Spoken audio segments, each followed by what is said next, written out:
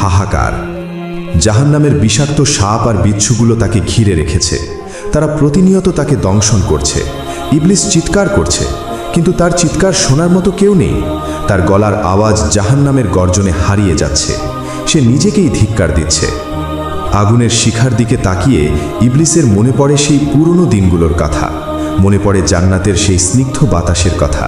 মনে পড়ে আল্লাহর আরশের নিচে সেজদা করার কথা। সে বিড়বিড় করে বলে, হায়, আমি কেন অহংকার করলাম?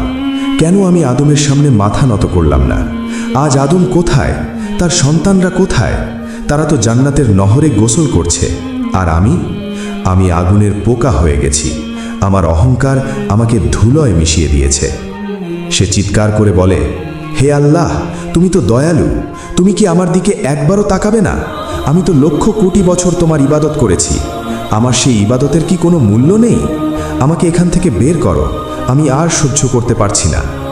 তার এই আর্তনাদ জাহান্নামের দেয়ালে প্রতিধ্বনিত হয়, কিন্তু কোনো উত্তর আসে না।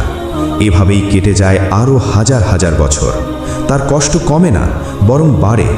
জাহান্নামের দারোগা মালেক আলাইহিসসালাম মাঝে মাঝে আসেন এবং আগুনের চাবুক দিয়ে তাকে আঘাত করেন। বলেন, স্বাদ গ্রহণ করো অহংকারের, স্বাদ গ্রহণ করো অবাধ্যতার।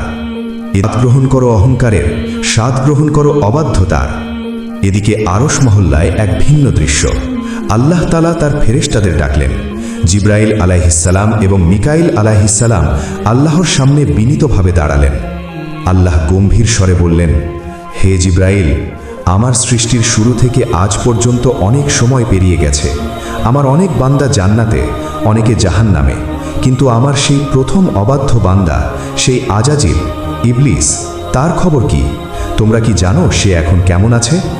জিব্রাইল আলাইহিসসালাম ভয়ে কাঁপতে লাগলেন। তিনি বললেন, হে আমাদের রব, আপনি তো সর্বজ্ঞানী। আজাজিল এখন জাহান্নামের সবচেয়ে গভীর গর্তে জ্বলছে। তার চিৎকার শুনে জাহান্নামের অন্য বাসিন্দারাও ভয় পায়। তার অবস্থা বর্ণনাতীত।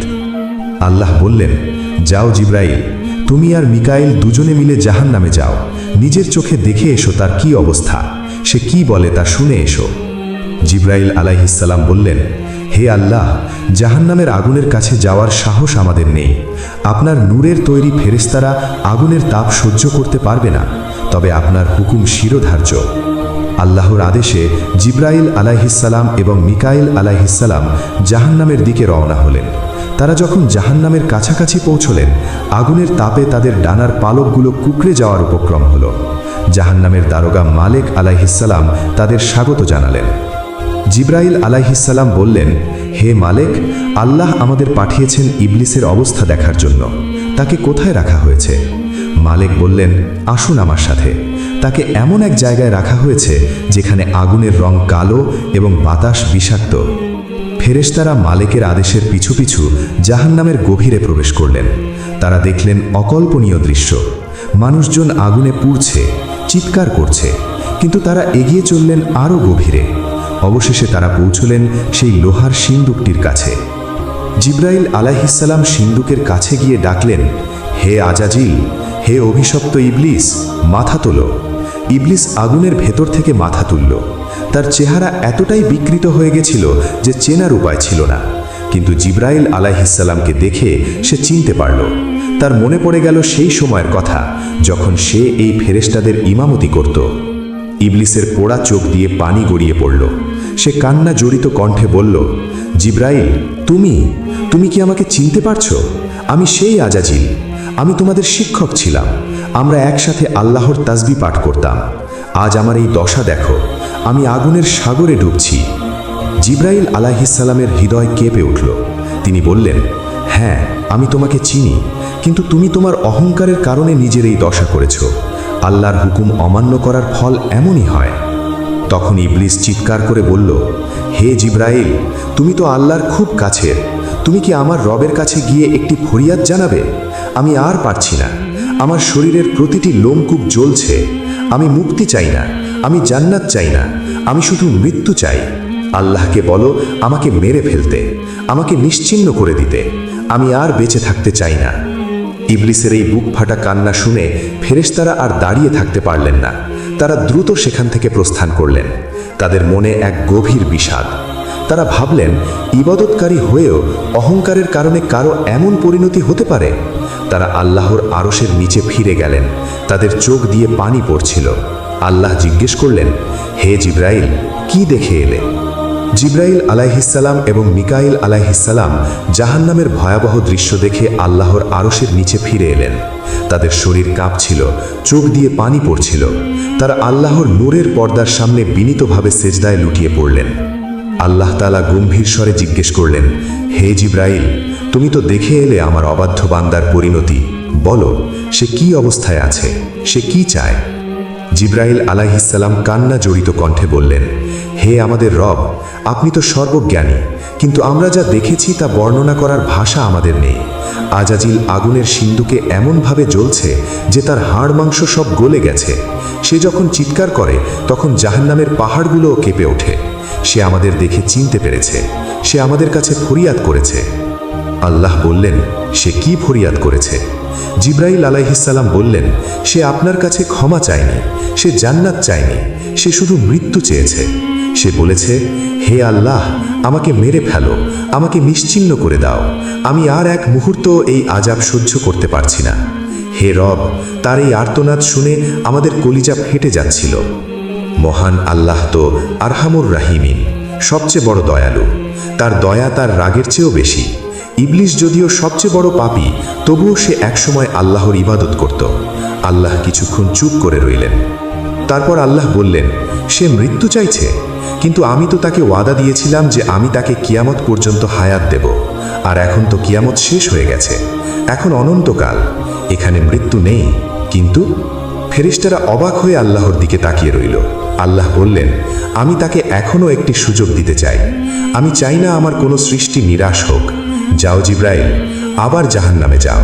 আজাজিলকে গিয়ে বলো, তার রব তাকে মৃত্যু দেবেন না, কিন্তু তার শাস্তি মাফ করে দিতে পারেন। তবে একটি শর্ত আছে। জিব্রাইল আলাইহিসসালাম খুশি হয়ে গেলেন। তিনি ভাবলেন, হয়তো ইবলিস এবার বেঁচে যাবে। তিনি জিজ্ঞেস করলেন, হে আল্লাহ, কি সেই শর্ত? আল্লাহ বললেন, শর্ত হলো তাকে এখনই দুনিয়াতে যেতে হবে। সেখানে হযরত আদম আলাইহিসসালামের কবর আছে। তাকে বলো, সে যেন আদমের কবরের কাছে যায় এবং সেই কবরের মাটির উপর একটি মাত্র সেজদা করে। যদি সে আদমের কবরে সেজদা করে, তাহলে আমি তার সমস্ত গুনাহ মাফ করে দেব এবং তাকে আবার আমার রহমতের ছায়ায় স্থান দেব। আল্লাহর এই কথা শুনে জিব্রাইল আলাইহিসসালাম এবং মিকাইল আলাইহিসসালামের মন খুশিতে ভরে উঠল। তারা ভাবলেন, এটা তো খুবই সহজ শর্ত। আদম আলাইহিসসালাম তো এখন মৃত, তার তো রূহ নেই, শুধু মাটির কবর। একটা মৃত মানুষের কবরে সেজদা করা তো ইবলিসের জন্য কোনো ব্যাপারই না। নিশ্চয়ই সে রাজি হবে। তারা একে অপরকে বললেন, চলো, জলদি চলো, আজাজিলকে এই সুসংবাদটি দিই। সে হয়তো হাজার কোটি বছর ধরে এই মুহূর্তটির জন্যই অপেক্ষা করছিল। ফেরেশতারা বিদ্যুতের গতিতে আবার জাহান্নামের দিকে রওনা হলেন। তাদের মনে আশা, আজ হয়তো জাহান্নামের ইতিহাস বদলে যাবে। আজ হয়তো শয়তান আবার ফেরেশতা হবে। ফেরেশতারা যখন জাহান্নামের গেটে পৌঁছলেন, তখন মালেক আলাইহিসসালাম তাদের দেখে অবাক হলেন। তিনি বললেন, আপনারা আবার এসেছেন, কি ব্যাপার? জিব্রাইল আলাইহিসসালাম বললেন, ভাই মালেক, আল্লাহ এক বিশাল সুখবর পাঠিয়েছেন। ইবলিসের মুক্তির পরোয়ানা নিয়ে এসেছি। তাকে বলো প্রস্তুত হতে। তারা আবার সেই গভীর অন্ধকার গর্তে প্রবেশ করলেন। আগুনের শিখা ভেদ করে তারা ইবলিসের সিন্দুকটির কাছে গেলেন। ইবলিস তখনও ব্যথায় কাতরাচ্ছিল। সে ভাবছিল, ফেরেশতারা হয়তো তার মৃত্যুর হুকুম নিয়ে এসেছে।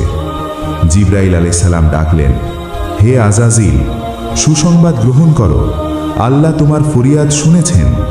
ইবলিস চমকে উঠল। তার পোড়া চোখে আশার আলো জ্বলে উঠল। সে বলল, সত্যি? আল্লাহ কি আমাকে মেরে ফেলার হুকুম দিয়েছেন? আমার কষ্ট কি শেষ হবে? জিব্রাইল আলাইহিসসালাম হাসলেন। তিনি বললেন, না, আল্লাহ তোমাকে মারবেন না। তিনি তোমাকে এর চেয়েও বড় উপহার দেবেন। তিনি তোমাকে ক্ষমা করে দেবেন, তোমাকে আবার জান্নাতে ফিরিয়ে নেবেন। তোমার সব আযাব বন্ধ হয়ে যাবে। ইবলিস বিশ্বাস করতে পারছিল না। সে বলল, ক্ষমা? আল্লাহ আমাকে ক্ষমা করবেন? কিন্তু কিভাবে? আমাকে কি করতে হবে? জিব্রাইল যেতে হবে। সেখানে আদম আলাইহিসসালামের কবর আছে।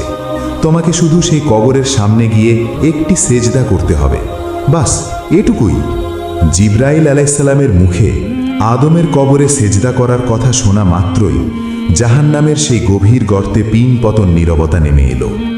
এক মুহূর্ত আগেও যে ইবলিস ব্যথায় চিৎকার করছিল, মুক্তির জন্য ভিক্ষা চাইছিল, সেই ইবলিস হঠাৎ চুপ হয়ে গেল। তার পোড়া শরীর থেকে ধোঁয়া বের হচ্ছিল। সে মাথা নিচু করে ফেলল। ফেরেশতারা ভাবলেন ইবলিস হয়তো অনুতপ্ত হচ্ছে, সে হয়তো রাজি হয়ে যাবে। তারা অধীর আগ্রহে তার উত্তরের অপেক্ষা করতে লাগলেন। কিন্তু না, হঠাৎ ইবলিসের শরীর কাঁপতে শুরু করল। ব্যথায় নয়, রাগে। তার পোড়া চোখ দুটো হঠাৎ আগুনের ভাঁটার মতো জ্বলে উঠল। তার চেহারা ফেরেশতাদের মতো সুন্দর থেকে আবার সেই ভয়ঙ্কর শয়তানের রূপে ফিরে গেল। 1000 কোটি বছরের আযাবও তার ভেতর থেকে অহংকারের বীজটুকু পোড়াতে পারেনি। ইবলিস মাথা তুলল। সে জিবরাইল আলাইহিসসালামের চোখের দিকে তাকিয়ে এমন এক অট্টহাসি দিল, যা শুনে জাহান্নামের দেওয়ালগুলো কেঁপে উঠল। সেই হাসিতে কোনো আনন্দ ছিল না, ছিল চরম বিদ্বেষ আর ঘৃণা। সে গর্জন করে বলল, জিবরাইল, তুমি কি আমাকে বোকা পেয়েছ? তুমি কি মনে করেছ আমি এই আগুনের ভয়ে আমার আত্মসম্মান বিসর্জন দেব? আদমের কবর, সেই মাটির মানুষের কবর। জিবরাইল আলাইহিসসালাম অবাক হয়ে বললেন, আজাজিল, তুমি কি বলছো? এটা তো সামান্য একটা সেজদা। আদম তো এখন জীবিতও নেই। তার কবরের মাটি তো তোমাকে হুকুম দিচ্ছে না, এটা আল্লাহর হুকুম। একটু মাথা নত করলেই তো তোমার অনন্তকালের আযাব শেষ হয়ে যায়। তুমি কেন বুঝছো না? ইবলিস শিকল ছিঁড়ে ফেলার চেষ্টা করতে করতে চিৎকার করে বলল, চুপ করো জিবরাইল, আমাকে জ্ঞান দিও না। আমি যখন জান্নাতে ছিলাম তখন আদম জীবিত ছিল। আমি তাকে তখন সেজদা করিনি। আমি আল্লাহকে বলেছিলাম, আনা খায়রুম মিনহু, আমি তার চেয়ে শ্রেষ্ঠ। আমি আগুনের তৈরি, আরও মাটির তৈরি। শ্রেষ্ঠ হয়ে আমি নিকৃষ্টকে সেজদা করব না। আর আজ 1000 কোটি বছর পর যখন আদম মরে পচে গলে মাটি হয়ে গেছে, আমি তার কবরের কাছে গিয়ে মাথা নত করব? তার পায়ের ধুলো আমার কপালে লাগাবো? অসম্ভব, কশ্চিন কালেও না। আমি জাহান্নামের এই আগুন সহ্য করব 1000 কোটি বছর পূর্ব, কিন্তু ওই মাটির মানুষের কাছে আমি কখনো ছোট হব না। মিকাইল আলাইহিসসালাম বললেন, ছি ইবলিস, তুমি এত বড় হতভাগা। আল্লাহ তোমাকে দয়া করতে চাইলেন, আর তুমি তা পায়ে ঠেলে দিলে। তোমার অহংকার তোমাকে ধ্বংস করে দিল। ইবলিস বলল, হ্যাঁ, আমি অহংকারী। এই অহংকারী আমার পরিচয়। আমি আল্লাহর কাছে মৃত্যু চেয়েছিলাম, সেজদা করার সুযোগ চাইনি। যাও, তোমাদের রবের কাছে ফিরে যাও।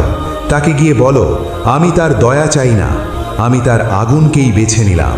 কিন্তু আদমের কাছে আমি হার মানব না। নিচে ফিরে এলেন। আল্লাহ তো সব জানেন, তবুও তিনি জিজ্ঞেস করলেন, হে জিবরাইল, কি খবর? আমার বান্দা কি আমার প্রস্তাবে রাজি হয়েছে? সে কি সেজদা করতে চায়? জিবরাইল আলাইহিসসালাম মাথা নিচু করে বললেন, হে আমার রব, আপনি পবিত্র। আপনি যা জানতেন তাই হয়েছে। সে আপনার দয়াকে প্রত্যাখ্যান করেছে। সে বলেছে, জীবিত আদমকে সে সেজদা করেনি, মৃত আদমকে সে কখনোই করবে না। তার অহংকার তাকে অন্ধ করে রেখেছে। আল্লাহ তাআলা তখন বজ্র কঠিন স্বরে ঘোষণা করলেন, আমি জানতাম সে এমনই করবে। অহংকার আমার চাদর। যে আমার চাদর নিয়ে টানাটানি করে, আমি তাকে এভাবেই ধ্বংস করি। শুনে রাখো ফেরেশতারা, আজ থেকে ইবলিসের জন্য ক্ষমার দরজা চিরতরে বন্ধ হয়ে গেল। তার শাস্তি আর কখনো কমানো হবে না, বরং প্রতিদিন তার আযাব দ্বিগুণ করে দেওয়া হবে। সে অনন্তকাল জাহান্নামের অতল গহ্বরে জ্বলবে। আল্লাহর ফয়সালার পর জাহান্নামের আগুন যেন নতুন করে গর্জন করে উঠল। আল্লাহ তাআলা জাহান্নামের প্রধান রক্ষী মালেক আলাইহিসসালামকে হুকুম দিলেন, হে মালেক, ওই অভিশপ্তের জন্য আযাবের নতুন স্তর খুলে দাও। ওর জন্য আগুনের নতুন সিন্দুক তৈরি করো। ওর শিকলগুলো আরও গরম করো। ওর চিৎকার যেন জাহান্নামের বাইরে না যায়। ইবলিশকে টেনে হিঁচড়ে জাহান্নামের সবচেয়ে নিচের স্তরে নামানো হলো। সেখানে তাকে একটি আগুনের সিন্দুকে ভরা হলো। সেই সিন্দুকটি আবার আরেকটি আগুনের সিন্দুক, তার ওপর আরেকটি, এভাবে 7টি সিন্দুক দিয়ে তাকে সিল করে দেওয়া হলো। তার দম বন্ধ হয়ে আসছিল। তার শরীর থেকে চামড়া খসে পড়ছিল। আবার নতুন চামড়া গজাচ্ছিল। সে চিৎকার করে বলছিল, হায় আফসোস, হায় ধ্বংস, আমি কেন সিজদা করলাম না। কিন্তু তার এই আফসোস এখন আর কোনো কাজে আসবে না।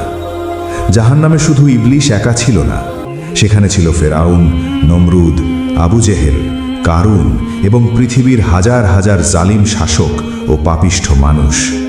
তারা যখন দেখল ইবলিশকে নতুন করে শাস্তি দেওয়া হচ্ছে, তখন তাদের রাগ গিয়ে পড়ল ইবলিশের ওপর। তারা ভাবল, এই শয়তানের কারণেই তো আজ আমাদের এই দশা। ও যদি আমাদের ধোঁকা না দিত, তবে আমরা আজ জান্নাতে থাকতাম। কোটি কোটি জাহান্নামী একজোট হয়ে ইবলিশের সিন্দুকের দিকে ছুটে গেল। তারা চিৎকার করে বলতে লাগলো, ওই তো সেই শয়তান, ওই তো সেই ইবলিশ, যার কুমন্ত্রণায় পড়ে আমরা আজ এই আগুনে পুড়ছি। ও আমাদের বলেছিল আল্লাহ নেই, পরকাল নেই। ও আমাদের দুনিয়ার লোভ দেখিয়েছিল। আজ আমরা ওকে ছাড়ব না। মানুষেরা আল্লাহর কাছে ফরিয়াদ করল, হে আমাদের রব, আমাদের শাস্তি একটু কমিয়ে দিন, আর আমাদের এই আযাবের সব দায়ভার ওই ইবলিশের ওপর চাপিয়ে দিন। ওকে আমাদের পায়ের নিচে দিন, আমরা ওকে মারিয়ে আমাদের মনের ঝাল মেটাবো। জাহান্নামীদের এই হট্টগোল শুনে আল্লাহ তাআলা তাদের থামিয়ে দিলেন। তিনি চাইলেন আজ সত্যটা সবার সামনে প্রকাশ হোক। আল্লাহ ইবলিশকে কথা বলার অনুমতি দিলেন। আগুনের সিন্দুক খুলে ইবলিশ বেরিয়ে এলো। জাহান্নামের মাঝখানে আগুনের তৈরি একটি উঁচু মিম্বার, মঞ্চ বসানো হলো। ইবলিশ সেই মিম্বারে উঠল। কোটি কোটি মানুষ তার দিকে ঘৃণার দৃষ্টিতে তাকিয়ে আছে। তারা আশা করছিল শয়তান হয়তো এখন তার ভুল স্বীকার করবে বা তাদের বাঁচানোর কোনো উপায় বলবে। কিন্তু ইবলিশ সেখানে দাঁড়িয়ে এমন এক ভাষণ দিল, যা শুনে জাহান্নামীদের কলিজা শুকিয়ে গেল। পবিত্র কোরআনের সূরা ইব্রাহিমে আয়াত 22-এ এই ভাষণের কথা উল্লেখ আছে। ইবলিশ পৈশাচিক হাসি হেসে বলল, হে জাহান্নামীরা, তোমরা আমাকে কেন দোষ দিচ্ছ? তোমরা আমাকে কেন গালি দিচ্ছ? আমি কি তোমাদের হাত পা বেঁধে পাপ করিয়েছিলাম? আমি কি তোমাদের গলায় দড়ি দিয়ে মন্দিরে বা মূর্তির পায়ে নিয়ে গিয়েছিলাম? না, আমি তা করিনি। সে আরও বলল, আল্লাহ তোমাদের সত্য ওয়াদা দিয়েছিলেন। তিনি বলেছিলেন ভালো কাজ করলে জান্নাত পাবে। আর আমি তোমাদের মিথ্যা ওয়াদা দিয়েছিলাম। আমি বলেছিলাম দুনিয়াই সব, আখেরাত বলতে কিছু নেই। তোমরা আল্লাহর সত্য কথা বিশ্বাস করনি, কিন্তু আমার মিথ্যা কথা বিশ্বাস করেছ। তোমরা তোমাদের বিবেক ব্যবহার করনি। ইবলিশ তার আসল রূপ দেখিয়ে দিল। সে বলল, আমার তো তোমাদের উপর কোনো জোর ছিল না। আমি শুধু তোমাদের ডেকেছিলাম, ওয়াসওয়াসা দিয়েছিলাম, আর তোমরা আমার ডাকে সুরসুর করে সাড়া দিয়েছ। আজ আমাকে দোষ দিও না, বরং নিজেদেরই দোষ দাও, নিজেদের নফসকে ধিক্কার দাও। সব শেষে সে বলল, আজ আমি তোমাদের কোনো সাহায্য করতে পারবো না, আর তোমরাও আমাকে বাঁচাতে পারবে না। আমি নিজেই আজ আল্লাহর আযাবে গ্রেপ্তার। তোমরাও জ্বলো, আমিও জ্বলি। আমাদের ঠিকানা এখন একটাই, এই অনন্ত আগুন। ইবলিশের এই কথা শুনে জাহান্নামীদের শেষ আশাটুকুও নিভে গেল। তারা বুঝতে পারল দুনিয়াতে তারা যাকে বন্ধু ভেবেছিল, সে আসলে তাদের সবচেয়ে বড় শত্রু। সে তাদের ধোঁকা দিয়ে এখানে এনেছে, আর এখন নিজে হাত ধুয়ে ফেলছে। জাহান্নাম জুড়ে শুরু হলো এক অনন্ত কান্নার রোল। কেউ নিজের চুল ছিঁড়ছে, কেউ নিজের হাত কামড়াচ্ছে। তারা চিৎকার করে বলছে, হায় আমরা শয়তানের কথা না শুনতাম, হায় আমরা যদি রাসূলের কথা মানতাম। ভাষণ শেষ করে ইবলিশ মিম্বর থেকে নেমে এলো। জাহান্নামের পাহারাদাররা তাকে আবার সেই গভীর কুঠরিতে নিয়ে গেল। সে আবার সেই আগুনের শিকলে বাঁধা পড়ল। তার চারপাশে কোটি কোটি মানুষ চিৎকার করছে, কিন্তু সে আজ বড় একা। সে তার পোড়া হাতের দিকে তাকালো। তার মনে পড়ল সেই দিনের কথা, যেদিন সে আদমকে সিজদা করেনি। সে ভাবল, হায় আমি যদি সেদিন একটু বিনয়ী হতাম, আমি যদি আনা খৈরুম মিনহু না বলতাম, আজ আমি জান্নাতের সর্দার থাকতাম। সে চিৎকার করে বলল, হে আদম, তুই জিতে গেলি। তোর সন্তানেরা তওবা করে জান্নাতে চলে গেল, তারা আল্লাহর দিদার পাচ্ছে। আর আমি অহংকার করে অনন্তকালের জন্য হেরে গেলাম। আমার জ্ঞান, আমার ইবাদত সব ধুলোয় মিশে গেল। হায় অহংকার চলতে থাকবে, কিন্তু আর কোনোদিন মুক্তির দরজা খুলবে না। অন্যদিকে জান্নাতে এক ভিন্ন দৃশ্য। আদম আলাইহিস সালাম এবং তার নেককার সন্তানেরা আল্লাহর রহমতের ছায়ায় বসে আছেন। তারা দেখছেন ইবলিশের এই পতন। তারা আল্লাহর শুকরিয়া আদায় করছেন। একজন জান্নাতি আরেকজনকে বলছে, দেখো ওই তো সেই শয়তান যে আমাদের দুনিয়াতে কত কষ্ট দিয়েছে, নামাজের সময় কুমন্ত্রণা দিয়েছে, পাপের লোভ দেখিয়েছে, কিন্তু আমরা আল্লাহর রশি শক্ত করে ধরেছিলাম। আজ আল্লাহ আমাদের সম্মান দিয়েছেন আর ওকে অপমানিত করেছেন। আল্লাহ তাআলা ঘোষণা করলেন, আজকের দিনটি মুমিনদের জন্য বিজয়ের দিন। যারা আমার ওপর ভরসা করেছে এবং শয়তানকে শত্রু মনে করেছে, আজ তাদের কোনো ভয় নেই। প্রিয় দর্শক, আজকের এই কাল্পনিক দৃশ্যটি, যা হাদিস এবং তাফসিরের ইশারা থেকে নেওয়া, আমাদের জন্য এক বিশাল সতর্কবার্তা। ইবলিশের এই পতন থেকে আমাদের 5টি বড় শিক্ষা নেওয়ার আছে। 1. অহংকার পতনের মূল। ইবলিশ 1000 কোটি বছর পরেও আদমের কবরে সিজদা করতে চায়নি। অহংকার এমন এক রোগ যা ইবাদতকারীকেও কাফের বানিয়ে দেয়। আমাদের অন্তরে যদি বিন্দুমাত্র অহংকার থাকে, তবে আমরাও জান্নাতে যেতে পারবো না। 2. শয়তানের ধোঁকা। শয়তান কেয়ামতের দিন আমাদের কোনো দায়িত্ব নেবে না। সে স্পষ্ট বলে দেবে, আমি শুধু ডেকেছিলাম, তোমরা কেন শুনেছ? তাই আজই শয়তানের ধোঁকা থেকে ফিরে আসুন। পাপ করার সময় মনে রাখবেন, শয়তান আপনাকে জাহান্নামে নিয়ে নিজে সরে পড়বে। 3. তওবার সুযোগ। আদম আলাইহিস সালাম ভুল করে ক্ষমা চেয়েছিলেন, তাই তিনি সফল। ইবলিশ ভুল করে যুক্তি দেখিয়েছিল, তাই সে ব্যর্থ। আমাদের এখনো সময় আছে। পাপ হয়ে গেলে সাথে সাথে তওবা করুন, আল্লাহ ক্ষমাশীল। 4. আল্লাহর আদেশ মানা। যুক্তি দিয়ে আল্লাহর আদেশ বিচার করা যাবে না। আল্লাহ যা বলেছেন তা বিনা বাক্যে মেনে নেওয়াই হলো ঈমান। 5. মৃত মানুষের সম্মান। জীবিত অবস্থায় যেমন মানুষকে সম্মান করা উচিত, মৃত্যুর পরেও তার কবরের সম্মান করা উচিত। ইবলিশ মৃত আদমকেও সম্মান করেনি, তাই সে ধ্বংস হয়েছে। আসুন আমরা আল্লাহর কাছে দোয়া করি, হে আল্লাহ, আমাদের শয়তানের ধোঁকা থেকে রক্ষা করো।